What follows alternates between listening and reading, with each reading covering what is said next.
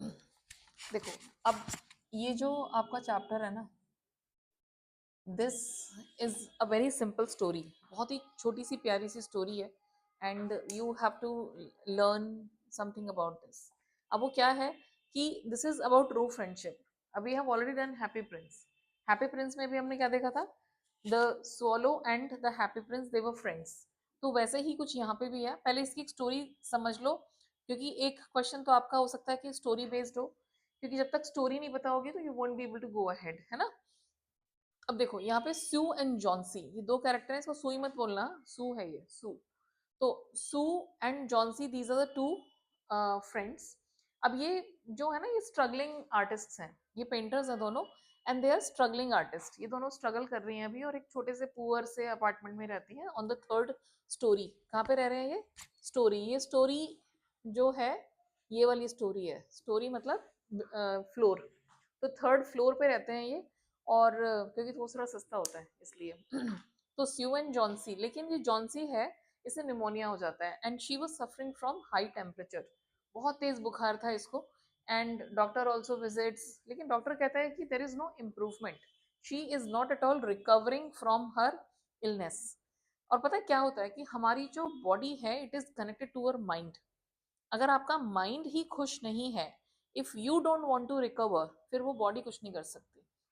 समझ आ रहा है, the importance of our mindset, that is very important.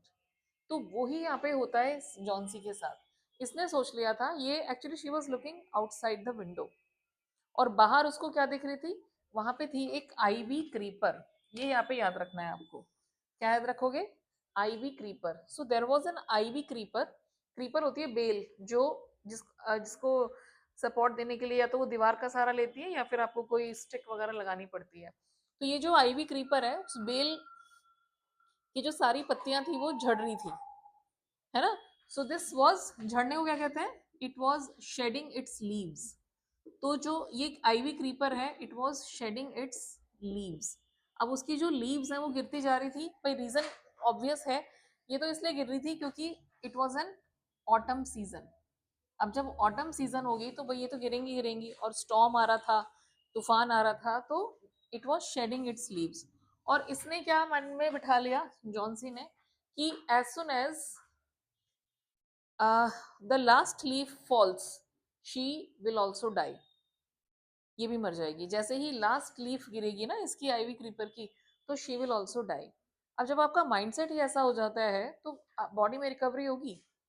तो उसने क्या किया, उसने वेट करना शुरू कर दिया मरने का, और खाना पीना बंद कर दिया। You know, Sue was making soup for her and all, कहते मुझे खाना ही नहीं है, कुछ पीना ही नहीं है, I don't want anything, क्योंकि अब मेरा टाइम आ गया है, I am going to die. So this was her mentality, this is what she thought.